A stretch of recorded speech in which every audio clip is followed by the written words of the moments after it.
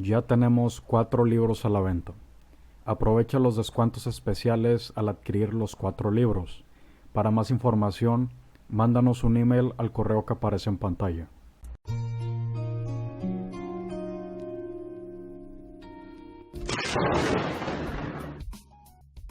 Uno de los reguladores de voltaje lineales más usados, sin duda, es la serie 78. Teniendo diversas versiones de salida fija, cuyas características de operación son muy similares. Pero el día de hoy vamos a analizar la versión que probablemente se use más, la versión 7805, la cual es de salida fija de 5 volts. Analizaremos entonces los parámetros más importantes presentes en el datasheet y de esta manera poder entender cómo implementarlo en un diseño. Comencemos primero por analizar la estructura interna del regulador. Verás, los amplificadores operacionales pueden usarse principalmente bajo dos configuraciones, en alimentación single rail o en dual rail. Bien, comenzamos por el voltaje de referencia. Como puedes notar, esto se conforma por un generador de corriente y el voltaje de referencia. Este arreglo es un equivalente a un diodo Zener y su resistencia, pero en este caso tienen una compensación y estabilización por temperatura para poder tener una operación estable. Posteriormente tenemos el amplificador de error, el cual toma una configuración parecida al circuito mostrado a la derecha. El voltaje de referencia va a la entrada no inversora y la retroalimentación va a la entrada inversora del amplificador. El fin de esta configuración es que el op-amp va a entregar una salida para poder tener una igualdad en ambas entradas. Usando este divisor de voltaje, hacemos que la salida del op-amp sea superior a la referencia. Variando los valores del divisor podemos obtener distintas salidas, pero nunca una menor a la referencia. Posteriormente tenemos el elemento de paso, el cual es un transistor NPN, el cual se encarga de disipar la potencia. Este transistor de paso es el mostrado o el marcado en el diagrama interno del regulador. Por último tenemos las protecciones ante cortocircuito y temperatura, las cuales cumplen una función muy similar, la cual es limitar la corriente de salida en nuestro regulador. Bien, ya que hemos visto la estructura interna y tenemos una idea de cómo funciona el regulador, vayamos a ver los parámetros eléctricos. Para el voltaje de entrada, dado que estamos analizando la versión de 5 volts de salida, tenemos un voltaje máximo de entrada de 35 volts. Es importante no pasar este valor, ya que corremos el riesgo de hacer explotarlo. Para la corriente de salida tenemos un máximo de 1 ampere, pero solo bajo ciertas condiciones, las cuales veremos más adelante.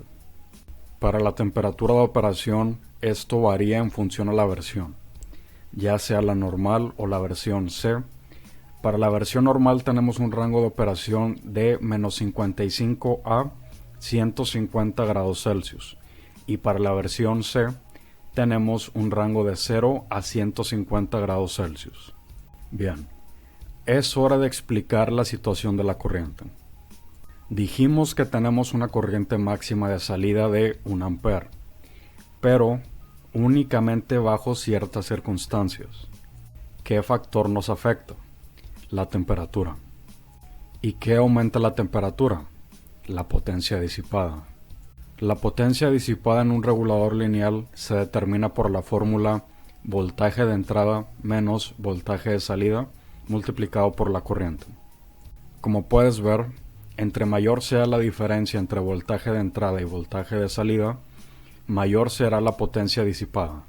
Si tuviéramos un voltaje de entrada de 15 volts, un voltaje de salida de 12 volts y una corriente de salida de 1 ampere, entonces tenemos una potencia de pérdida de 3 watts.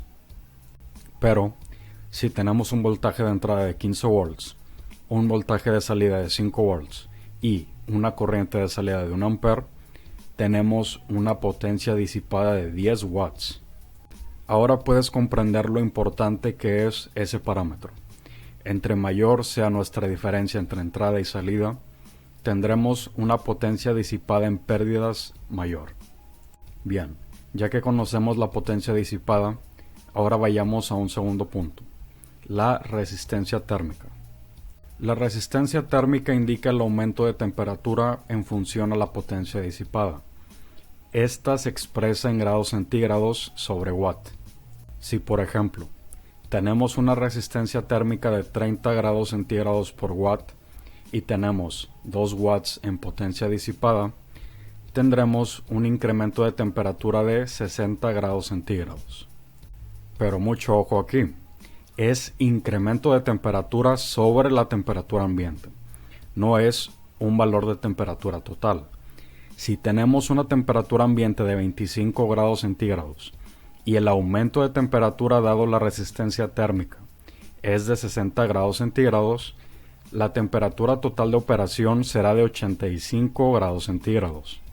La resistencia térmica en el regulador será en función principalmente al encapsulado. Los encapsulados que tenemos disponibles para este regulador son el TO03, el TO220, el TO263 y el SOT223. Y en esta tabla podemos ver la resistencia térmica de cada encapsulado.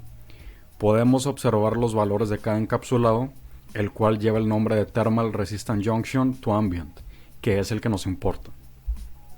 Podemos observar que entre más grande es el encapsulado, menor es la resistencia térmica.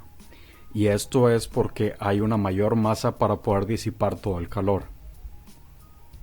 El encapsulado con mayor resistencia térmica, el SOT223, es el de menores dimensiones. Por esto mismo se calienta más. En el datasheet podemos encontrar posteriormente las gráficas de potencia disipada máxima versus la temperatura de operación para cada encapsulado. En cada gráfica vemos el resultado sin disipador, el resultado con disipador de resistencia térmica indicada en cada gráfica y disipador infinito. Podemos ver rápidamente que nuestra potencia se verá limitadísima en función a la temperatura de operación en el regulador. Por lo tanto, la corriente de salida se verá limitada en función a la temperatura.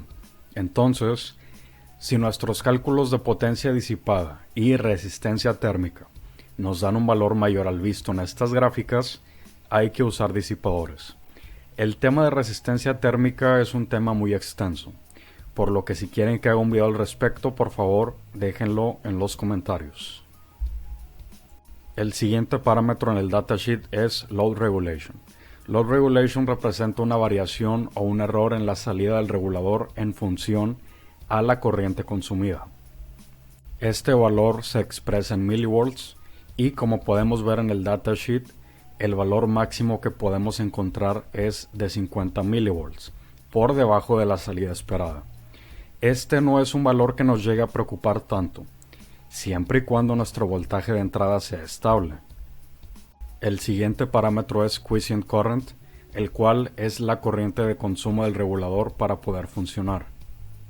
Este valor de 6 mA no nos suele preocupar tanto hasta que tenemos circuitos alimentados por baterías, dado que este consumo puede afectar gravemente en la duración de esta.